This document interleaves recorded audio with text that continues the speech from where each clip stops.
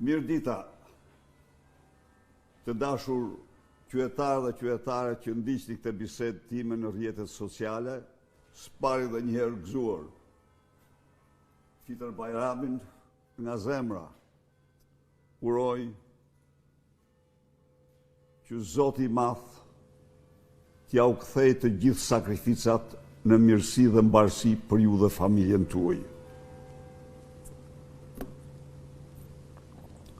Sa po kthehem nga samiti 50 vjetorit të Partisë Popullore Europiane, një ngjarje jashtëzakonisht e rëndësishme për këtë parti, e cila ka qenë me antarët e saj lokomotivë kryesore e zhvillimit, prosperitetit, demokracisë në Europë dhe ka rrezatur fuqishëm në mbar botën. Partia Demokratike antare asociuar e Partisë Popullore ishte e ftuar në të gjitha evenimentet si në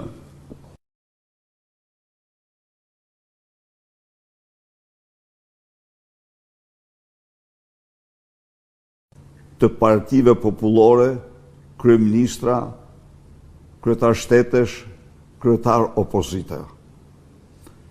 Ishte një ngjarje jashtëzakonisht e rëndësishme për Europën, në të cilën u përcaktuan, u morën vendime shumë të mëdha, shumë të rëndësishme, së pari për vetë Bashkimin Evropian dhe kompeticionin brenda këtij bashkimi ose kompeticion e këtij bashkimi me rregulla të reja lehtësuese të mëdha për garën dhe biznesin, diskutime të mëdha dhe vendime për Ukrainën, mbështetjen e saj të plot, si dhe rrugë të përballimit të krizës energjetike të krijuar tashmë nga lufta në lindjen e mesme dhe dëmtimet të mëdha që Irani ju ka shkaktuar instalimeve të nafës dhe të gazit në rajonin më nevralgjik për sa i përket energjisë të planetit, rajonin e Gjirit Persik. Natyrisht, në këto aktivitete ku unë takova shumë miq të hershëm, por dhe të ri, takova kryeministra, kryetar partish, personalitetet të shquara. Diskutimi ishte sigurisht mbi gjendjen e Shqipërisë, ajo çka unë mund të them qytetarëve, se njohurit tashmë janë të plota për rrshitjen e Shqipërisë në një narkoshtet apo narkodiktaturë dhe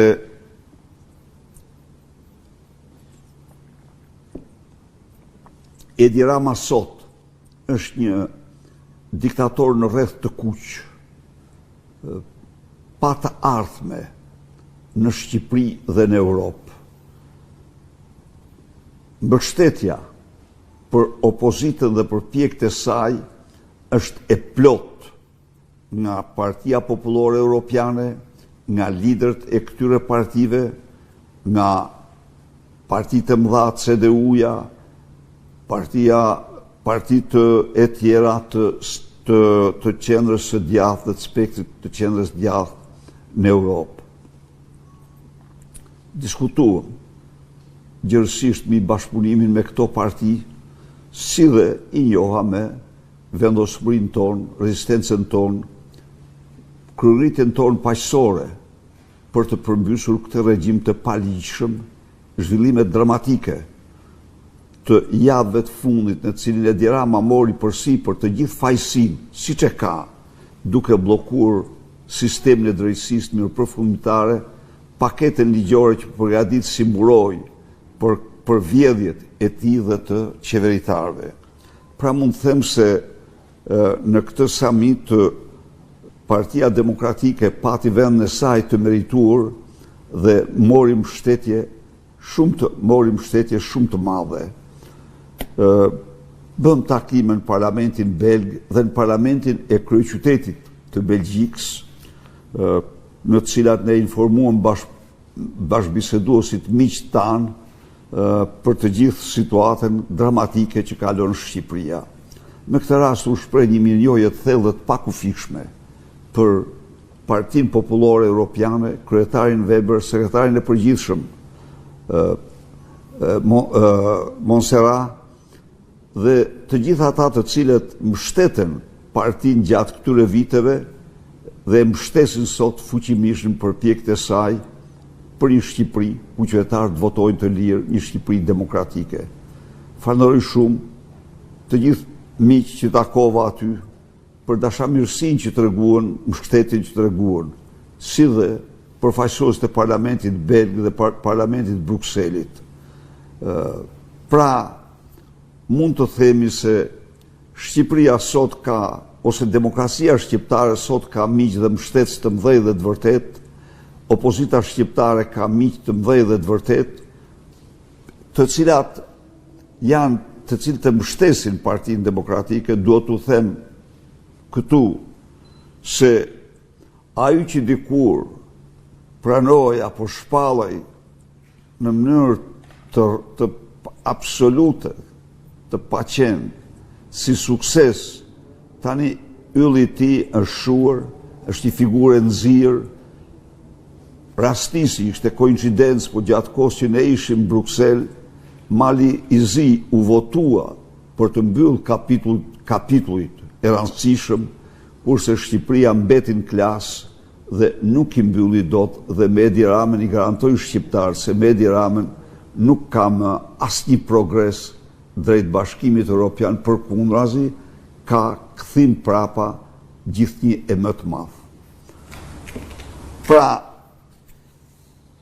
këto doja të informoja në këtë shkurtimisht në këtë bisedë dhe të shfrytëzoj rastin të bëj thirrje qytetarëve shqiptar të përmbushim detyrën tonë ndaj këtij regjimi, të ngrihemi fuqishëm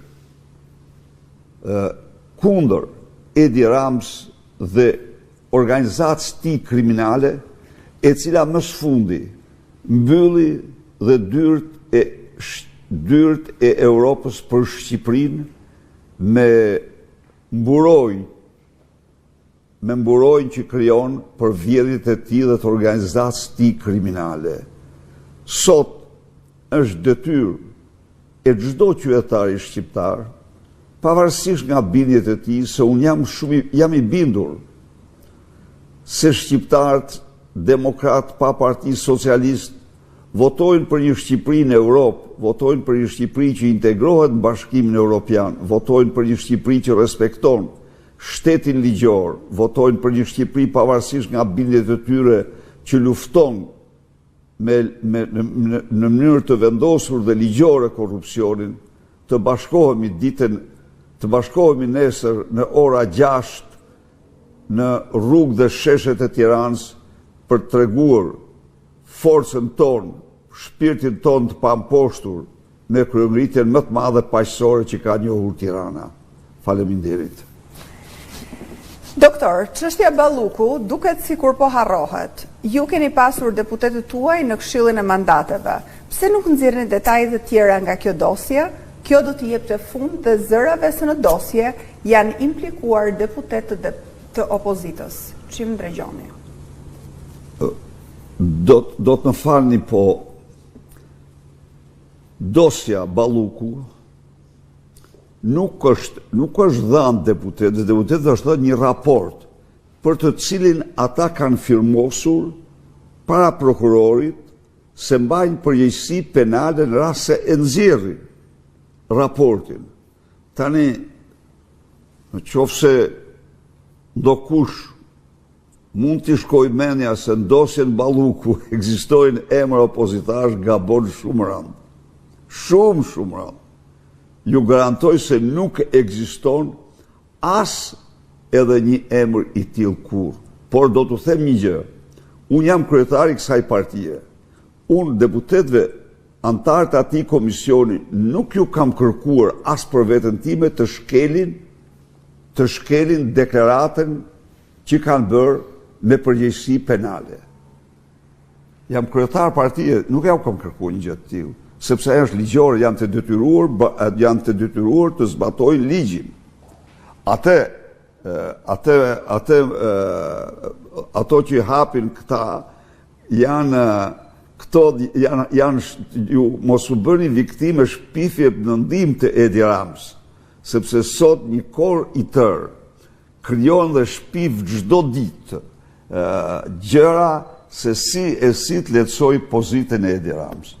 Por, t'i them një njeriu që ka firmosur me zotim që maj përgjegjësi penale për këtë, unë atë nuk e bëj. Nuk i them.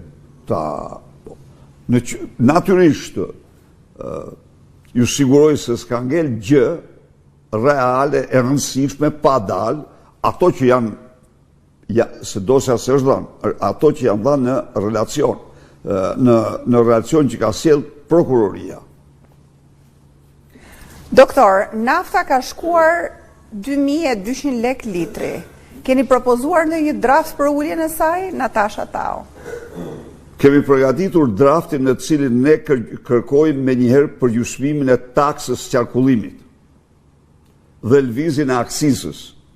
Pra, ligji ynë propozon përgjysmimin e taksës së qarkullimit dhe aksizës dhe lvizjen e aksizës, sepse sot nafta, edhe njerë, ne do kërkojmë dhe të vendoset sistemi fiskal që ekziston në Kosovë dhe Maqedoni, vendën e cilat nafta rritet ku rritet të tregun botror, por kjo rritje përsëri bën që çmimin këto vende të jetë 70% më i ulët se në Shqipëri. Muarrem Kurti, përshëndetje Dr. Berisha, e para duhet i bëni thirrje strukturave vendore për organizimin e protestës.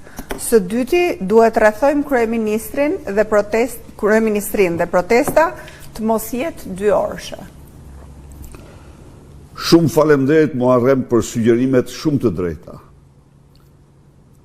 Mendoj se strukturat e Partisë Demokratike sot më shumë se kur duhet t'i përgjigjen misionit tyre, mbasi ky mision është shpëtimtar për Shqipërinë dhe opozita është shpresa e vetme për këtë vend. Së dyti jam plotësisht dakord me ju se protesta e qëndrueshme dhe vazhdueshme është rruga e vetme e përmbysjes regjimit. Albanian Americans, Zoti Berisha, cili ishte thelbi i amendimeve që kërkoi grupi i PPS dhe a do t'ja paraqes Parlamentit Evropian? Amendimet janë paraqitur Parlamentit Evropian por duhet keni një gjë parasysh që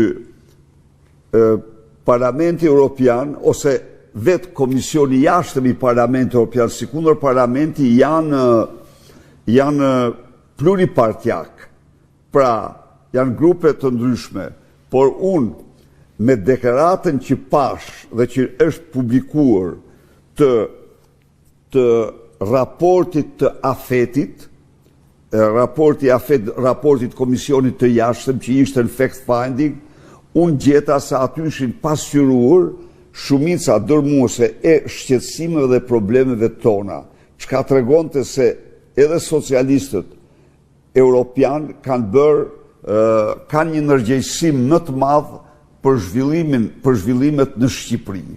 Thelbi i amandamenteve tona është dhe kërkesat tona janë të qarta, dënojmë me forcë bllokimin e drejtësisë dhe mbrojtjen e vjedhjes dhe korrupsionit qeveritar nga Edi Rama, lidhjet me krimin e organizuar dhe farsën zgjedhore.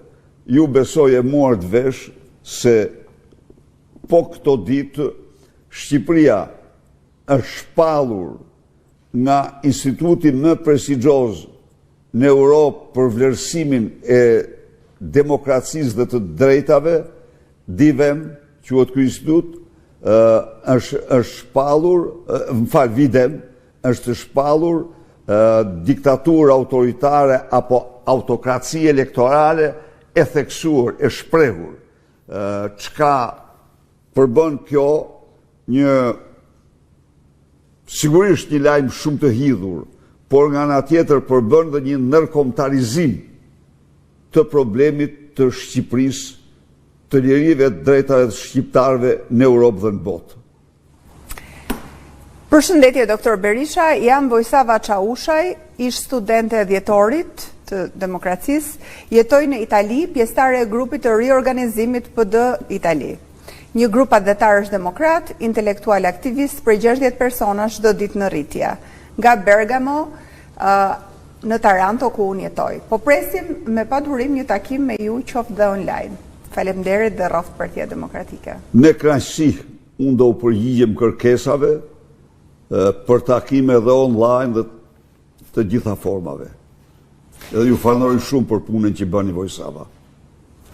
Greta Beqiri, zoti Berisha, si e komentoni rritjen e çmimeve në Shqipëri, kryesisht të karburantit? Çfarë masash do të marrë Partia Demokratike? Rritja e çmimeve është një spekullim i madh në Shqipëri, mbasi qeveria shqiptare vendos mbi litrën e naftës taksat prej 1.1 euro, si asnjë vend tjetër. Zotimi ynë është dhe ka qenë i prerë që në territorin e Republikës Shqipërisë nuk do mund të shitet 1 litër naftë më shtrejt se sa në Maqedoni dhe në Kosovë. Çka do të thotë se ne do të barazonim taksat me këto dy vende dhe pastaj gjithçka tjetër do goditej me dorë të hekur si spekullim, sepse Maqedonia dhe Kosova nuk kanë asnjë pllam detku dhe naftën e marrin nga Durrësi dhe nga Selaniku dhe e shesin naftën 70% më lirës, e shesin naftën rreth 70% ndër çmimin e Shqipërisë. Kështu që me duke niveluar taksat me këto vende, ne i hapim rrugën një çmimi të barabartë me këto vende.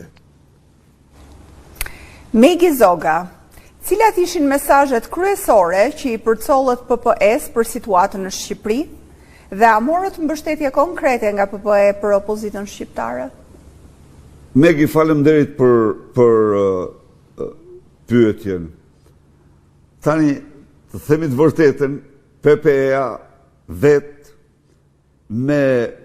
ka dha një ndihmë këtu pavarësisht se propaganda dhe zhurma nuk ka lejuar të perceptohet, po i ka dha një ndihmë të jashtëzakonshme politike Shqipërisë. Po të kemi parasysh, Megi, vetëm deklaratën e Valencias, po ta lexoni ju, që u votua nga të gjitha partitë e qendrës djathtë të Europës në Valencia, ajo është platforma politike dhe mbështetja politike më e madhe për këtë vend, në cilin Edi Rama dhe regjimi i Shqipërisë dënohet si një diktaturë autoritare që shtyp pluralizmin, përdor institucionet për shtyp pluralizmin, që zhvillon farsa elektorale, që ka lidhje të ngushta në nivelet më të larta me krimin. Pra, dhe përveç kësaj, kjo rezolut ka ardhur pas rezolutës që PPE-a ka miratuar në Maltë. Natyrisht, kulmore për ndihmën ndaj nesh ishte misioni fact-finding, fakt-mbledhës, që erdhi 3 javë më parë në Shqipëri, i përbër nga sekretarët ndërkombëtar të 30 partive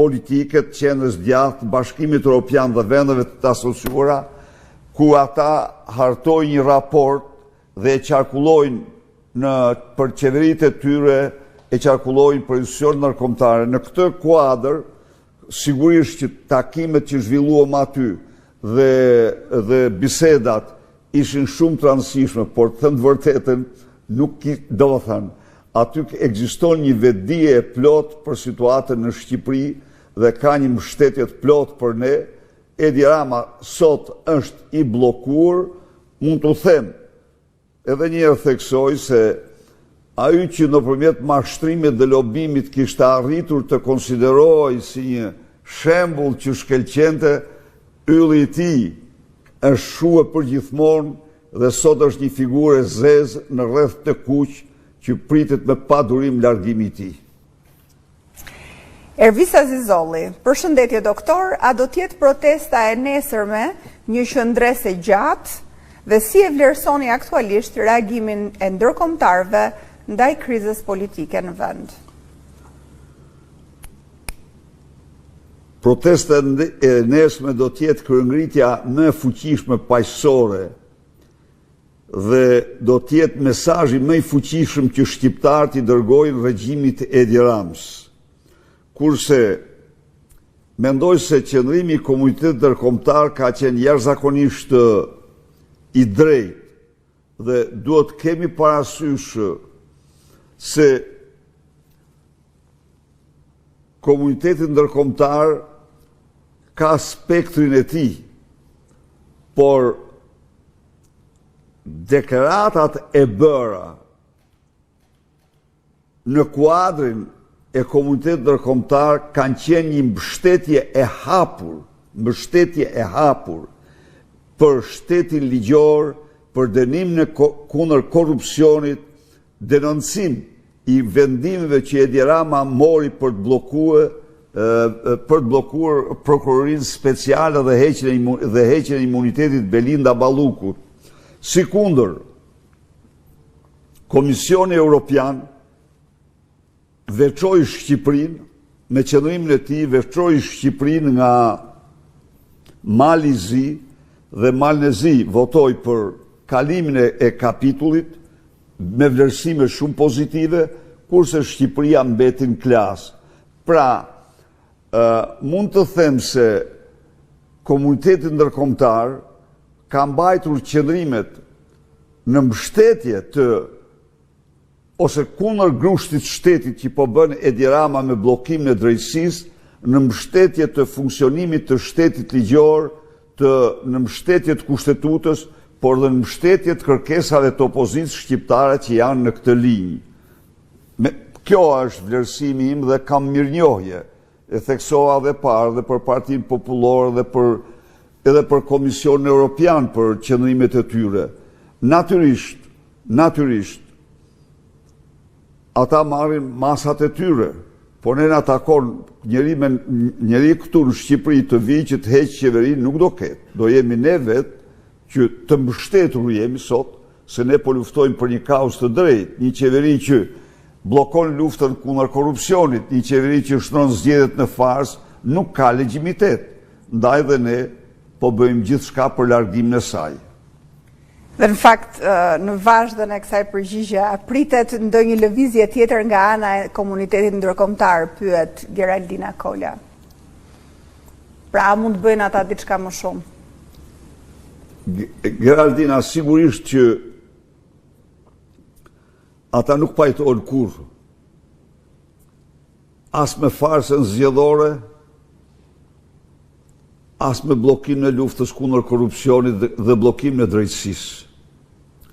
Por do të kemi një gjë parasysh. Lëvizja e fundit e Edi Ramës, Geraldina, është lëvizja më anti-shqiptare që është bërë ndonjëherë, më antikombëtare.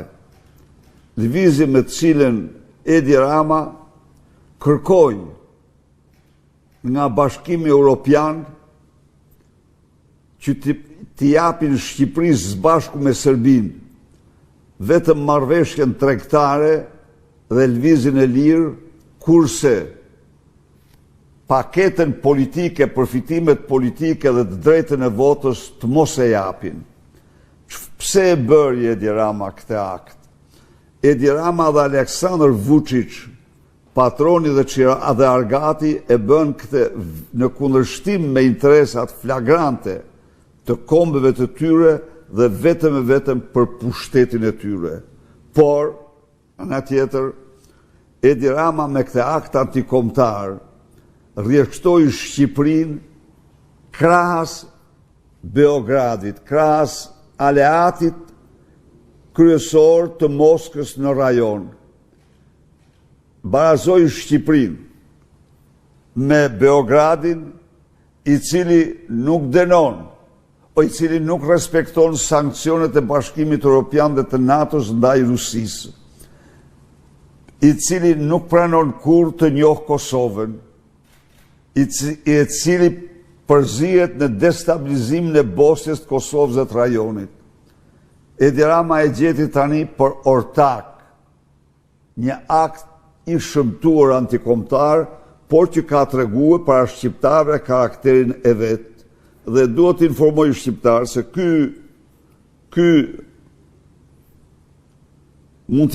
argati Vučićit ka urdhëruar ndër ambasadat që të mos kenë asnjë lloj takimi me Ministrën e Drejtësisë të Kosovës, zonjën Donika Agërvalla, sepse ajo denoncoi publikisht me guxim letrën e përbashkët Rama Vučić. Arrin gjerë në këtë verbëri të kërkoj, e cila me shumë mundësi Donika është edhe shtetase shqiptare, se ajo ka ardhur të fëmijë dhe arrit në Shqipëri, pra shkon në verbëra të pafundme. Megjithatë, e them këtu prap se nuk ka asgjë më jetike sa të mbrojmë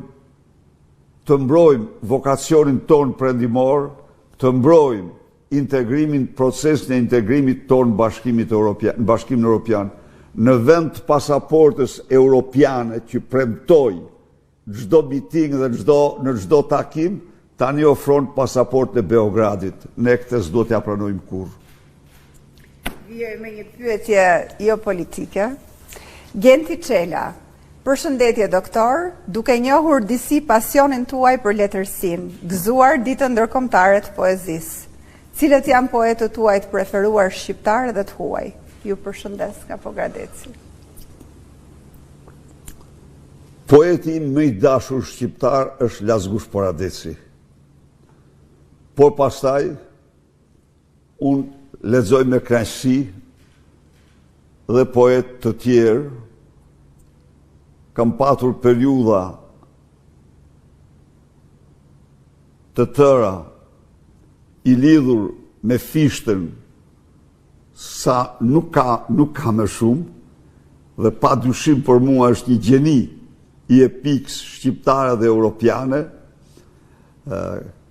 Kam dashur shumë Mjedën, Nolin, pra në këtë, por Lazgushi, sepse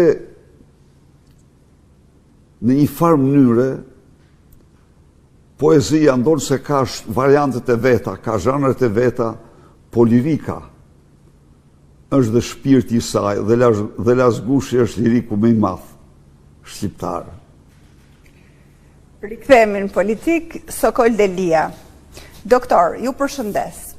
Nëse dosja Balluku e implikon edhe Ramën, duhet që antarët e Komisionit Mandateve ta dërgojnë tek institucionet e BE-s që ato pastaj të marrin vendimin përfundimtar për këtë qeveri.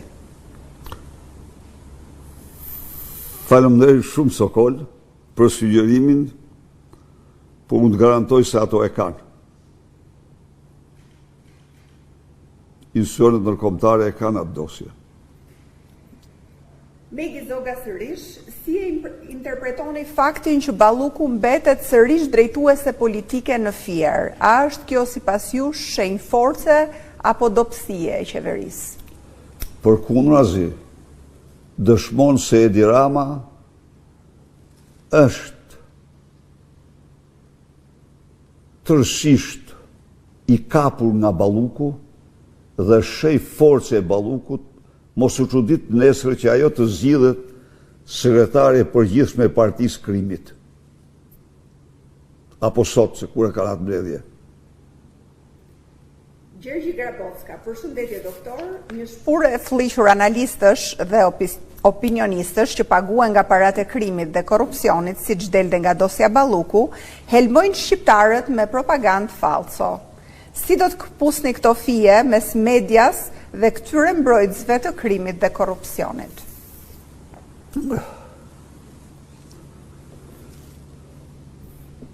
Censura, manipulimi dhe mashtrimi janë shtyllë kryesore e narkodiktaturës sotme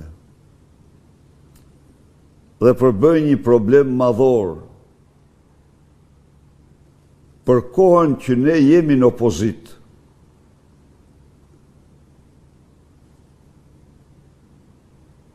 Rruga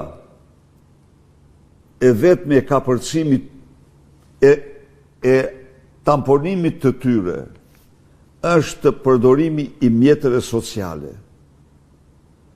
Se cili nga ne i dashur duhet të denoncoj, të shkruaj, të komentoj, pa u lodhur, sepse kjo brigat puthadorësh që nga mëngjesi gjë në darkë përpiqen në mënyrat nga më të ndryshme të mbrojnë Edi Ramën.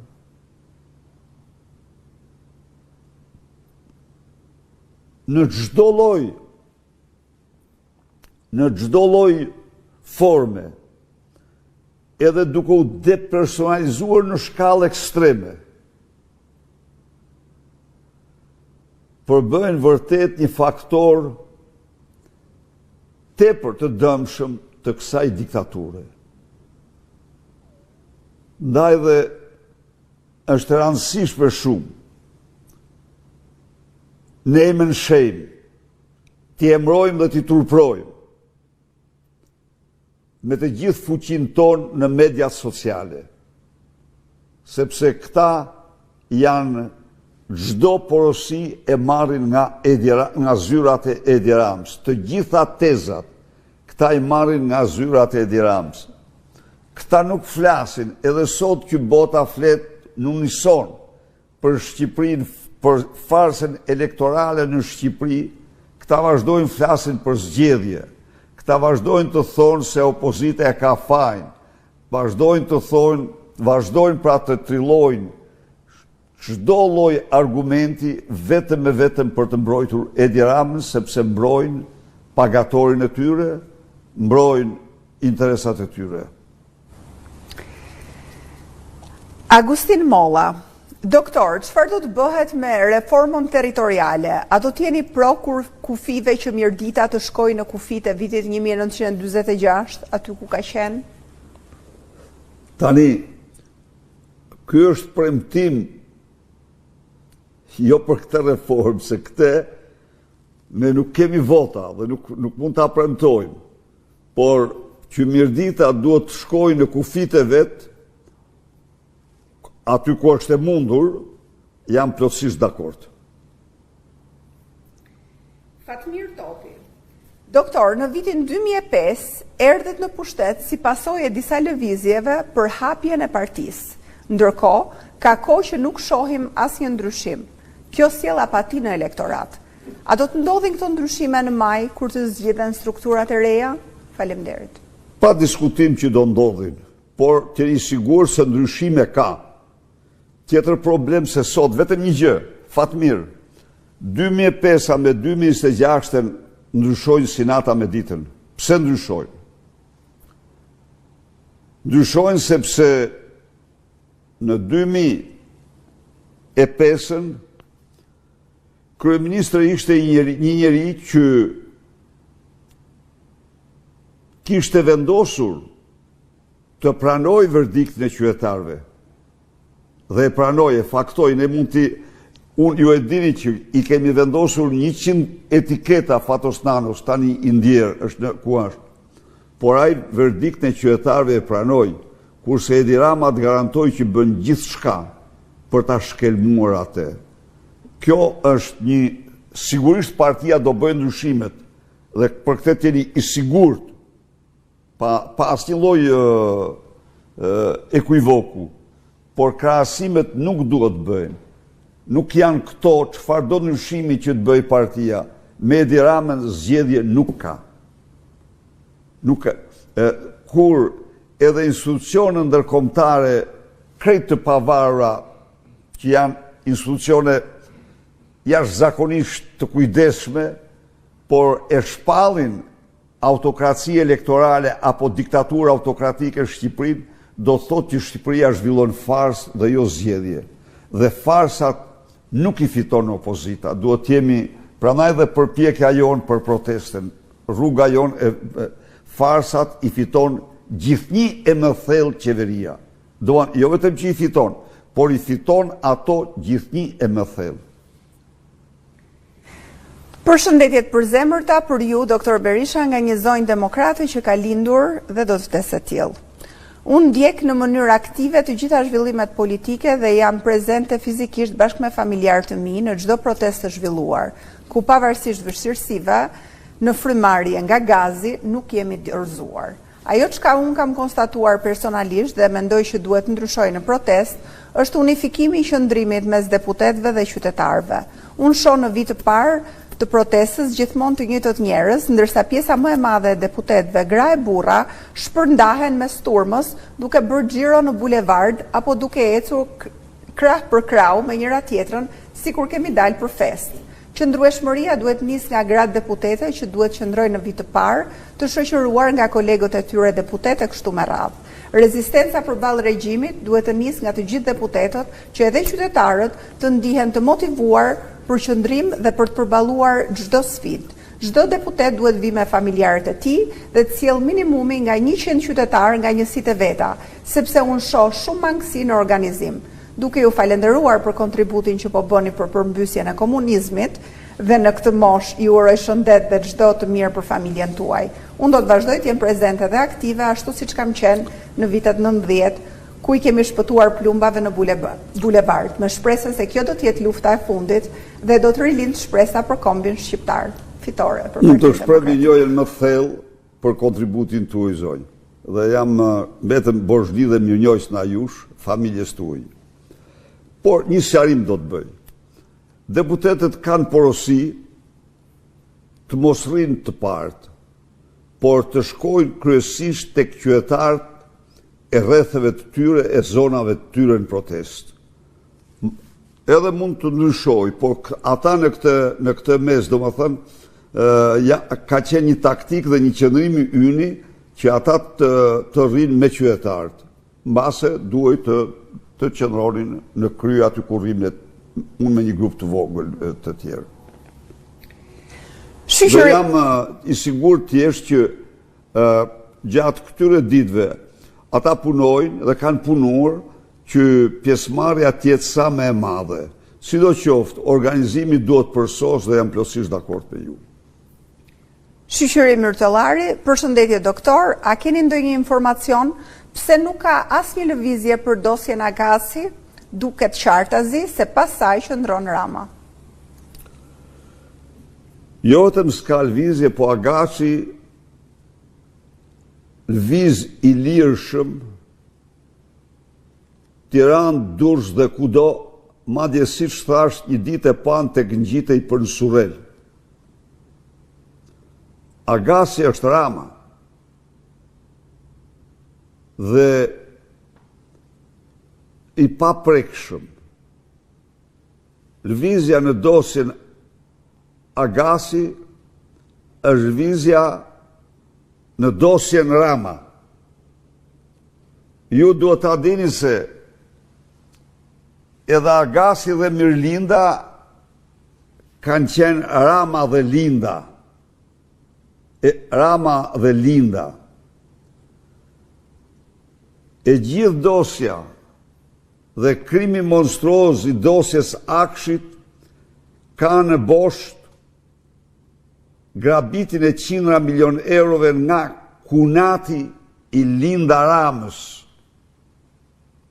Armand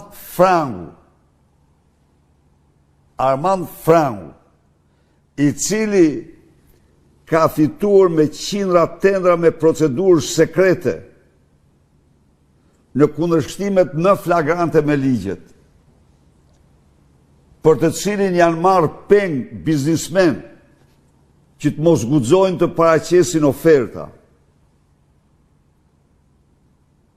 Dhe këto që po ju them, unë i kam lexuar një për një në një kohë kur isha në arrest shtëpie, i kam lexuar në miting para qytetarëve, siç më erdhe nga prokuroria direkt. Dëshmia, sepse sipas Geron Meçes, kompania ABC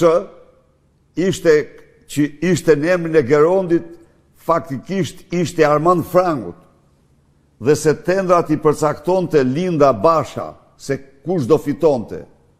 Prandaj dhe aty nuk lviz dot, sepse ky me vendimin që mori dhe me paralajmërimet, me sulmet që i ka bërë skapit, i ka treguar se ai nuk e njeh si institucion më.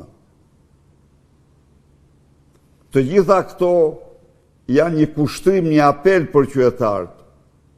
Është në detyrimin tonë, në vullnetin tonë, të qëndrojmë dhe të japim duart këtij regjimi.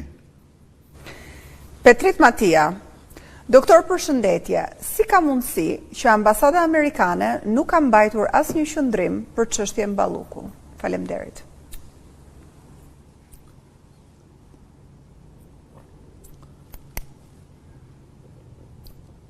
E vështirë të shpjegohet. Nuk kam ndonjë shpjegim të saktë, sepse e vërteta është që në mënyrë të përsëritur, ambasada ka shprehur mbështetjen e saj për funksionimin e institucionit drejtësisë dhe SPAK-ut dhe institucioneve të drejtësisë. Por cila është arsyeja që nuk bëri deklarat, nuk mund ta them, nuk e di. Pse mos harro dhe një gjë që ka dhe një moto e cila është America First. Dhe realisht America First përbën një lloj vetë kufizimi dhe përqendrim kryesisht tek gjërat, tek problemet e veta. Por nuk e di cila është arsyeja, nuk mund të them, mund t'ja bëni vetë ambasadës këtë pyetje dhe ajo me siguri do të përgjigjet. Adi Fiku, Zoti Berisha, Edi Rama ka deklaruar sot në Asamblen e Partisë Socialiste se do ta ulim aksizën 20% kur çmimi i naftës të kalojë 2200 lekë. Kjo është një tallje e hapur me njerëzit. Absolute. Kjo është cinizëm i ulët. Do të thotë që çmimi do shkojë 2200 dhe kjo do të thotë që ky është lubia që po përfiton më shumë nga çmimi i naftës, se kur çmimi i naftës shkon 2200, përfitimi i tij nga ky çmim rritet me 40% dhe këtu tani zotohet se do të nxjerrë syt dhe do të vë vetullat. Është turpshme, është cinike. Kjo është i motiv për çdo qytetar të dalë të nxjerrin makina, të bllokojmë rrugët.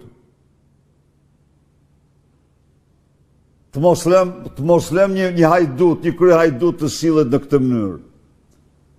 Ju e dini që a e keni marrë vesh, më fani zotëri, ka një gjë shumë të rëndësishme. Për herë të parë në Shqipëri, këtë vit, për herë të parë në histori e pluralizmit sigurisht, që ekonomia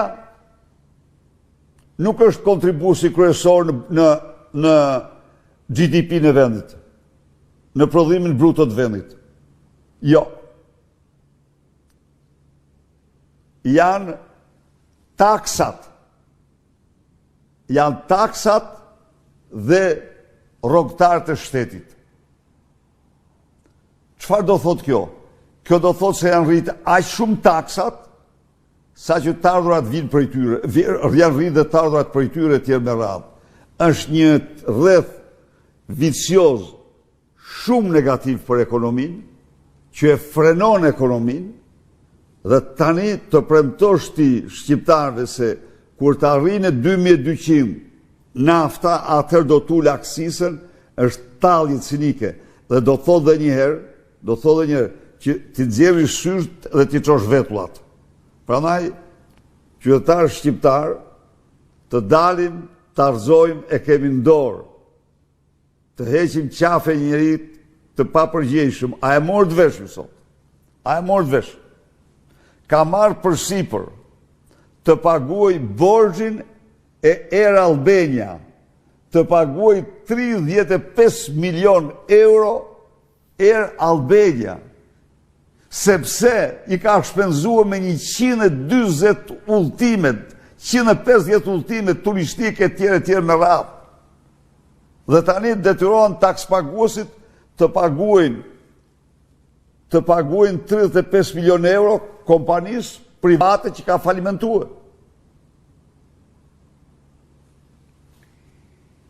Arjan Geci, Rama tha se do të çojë përpara ligjin për referendumet. Do të ulem numrin e deputetëve dhe do të thrasim shqiptarët në referendum. A e mbështesni këtë nismë të Partisë Socialiste?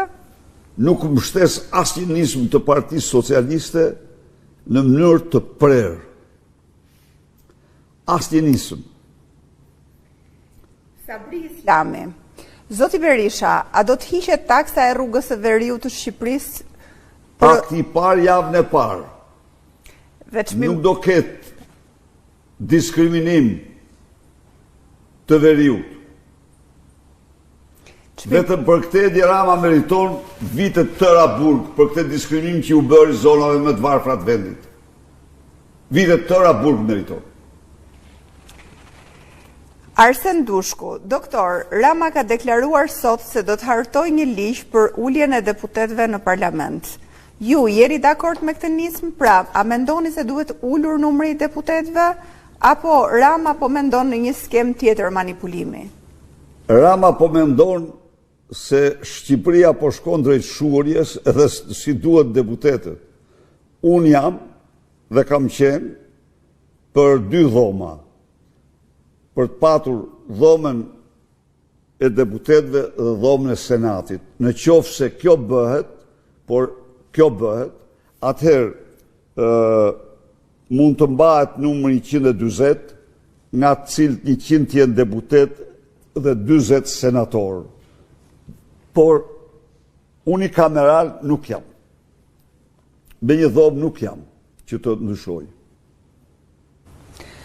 Lodovik Tetaj, përshëndetje doktor, kam ardhur nga Teksasi për protestën. Mendimi im është që të rrim pa ndalim deri në rrëzimin e qeverisë. Të përshëndes shumë përzemërsisht Ludovik. Nuk është here e parë, por kjo është here e shumët që fluturon ka gjatë për të dhënë kontributin tënd në protesta. I sigur t'jesh se rruga e vetme për largimin e kësaj qeverie është protesta e qëndrueshme. Dhe opozita në kohën më të parë të mundshme do të kalojnë protestat qëndrueshme. Maksim Jaho, ju akuzoni Ramën se ai mbylli derën e integrimit Shqipërisë duke mos i dorëzuar Spakut Belinda Ballukun. Rama u kundërpërgjigj duke thënë se raporti i Këshillit të Evropës për Shqipërinë është i shkëlqyer. Çfarë përgjigje i ktheni Ramës në këtë rast? Mashtrimi i rrallë si Edi Ramës. Raporti nuk u votua. Mbeti në klasë. Lexo pak Malin e Zi, Maksim. Mali Zi u votua dhe u përshëndet votimi për Malin e Zi. Ishin të dy në rendite, si për Shqipërinë dhe për Malin e Zi. Mali i Zi u veçua kurse Shqipëria mbeti në klasë. Dhe u garantoj, por dhe një gjë tjetër. Rama e shpalli publikisht se akoma nuk është kuptuar këtu. Letra e përbashkët Rama-Vučić. Rama tërhiqet faktikisht tashmë nga procesi i vërtet i integrimit dhe kërkon një shteg për të mbijetuar pushtetet e tij, ku të mos i kërkohen zgjedhje të lira, ku të mos i kërkohet respektimi pluralizmit, ku të mos i kërkohet lufta kundër krimit organizuar dhe drogës, por të jepet tregtia e lirë dhe të lejohen vizat. Ky është qëndrimi i Ramës, prandaj dhe se çdo gjë gënjen dhe u garantoj që në çdo deklarat ka vetëm gënjeshtra, një pjesë i ka të qëllimshme, të tjerat i ka nga ignoranca, sepse mund të them se më ignorant në problem shteti dhe qeverie, në problem qeverisje, se atë nuk është ul kush kur në atë karrike. Ai po, dhe se ka për gjë të bëj lidhjet pa lidhje, të përdor shifra dhe fakte pa asnjë lloj konteksti e tjerë. Por Edi Rama, për sa i përket raport të shkëlqyer, pia lëng unë i thuj, i mbetën në klasë dhe kaq. Edhe pyetja e fundit, doktor, Gjon Lejthia, përshëndetje gjigant, a do ta përshkallëzojmë protestën gjerë në bllokimin e aeroportit dhe portat? Jam për protesta në çdo qytet, deri në largimin e kësaj keqëqeverisje. Mirënjohje të madhe, zoti Lejthia, për ju dhe për propozimin tuaj shumë të drejtë. Shumë të drejtë. Unë do t'u them sot shqiptarve se menjet zemrat e mbar kombit janë të drejtuar tek opozita dhe aksioni saj. Por ju garantoj se po kaq edhe e miqve të Shqipërisë, të cilët që nga tetori i vitit 2024 gjerë sot me një seri rezolutash, i kanë dhënë mbështetjen më të madhe opozitës shqiptare dhe denoncimin më të madh regjimit në Shqipëri. Dhe së fundi këto qëndrime u konkretizuan në raportet Parlamentit Evropian, në njoft cili do, edhe bashkëbiseduesit të parë i them, cili do të mësoj të vërtetën, le të lexoj njoftimin që ka lëshuar dje për vizitën në Shqipëri dhe për raportin e shkëlqyer që thotë Edi Rama, Komisioni i Jashtëm i Parlamentit Evropian, ku në çdo fjali ka një ndëshkim për Edi Ramën, për regjimin e Edi Ramës. Ndaj dhe në këtë kuadër nuk ka asnjë rrugë tjetër përveç protest kryengritjes paqësore të fuqishme. Unë kam besim tek njerëzit idealist, kam besim tek shqiptarët që pavarësisht nga bindjet e tyre e projektojnë si të ardhmen më të mirë për vete dhe shqiptarët antarësimin në Bashkimin Evropian, lirinë dhe drejtat e shqiptarëve, prosperitetin, pra pavarësisht nga të gjitha këto që do t'i përgjigjen thirrjes për të vazhduar kryengritjen paqësore gjerë në përmbysjen e Edi Ramës. Ky është një mashtrues më ordiner, sot me një cinizëm ekstrem deklaronte se Shqipëria është vendi i dytë në botë për rritjen ekonomike, çfarë tregon një ignorancë absolute dhe cinizëm ekstrem. Shqiptarët nuk po hyj këtu tek nocioni i rritjes, që ky është një mashtrim i mirëfill. Ka vende që kanë rritje ekonomike sot 2-3 herë më të madhe se Shqipëria.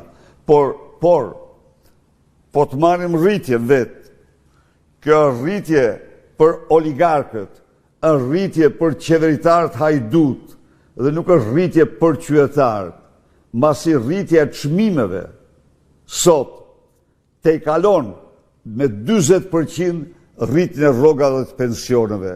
Ndaj dhe qytetarët vazhdojnë të mbeten në të varfrit, në të vjedhurit në Europë.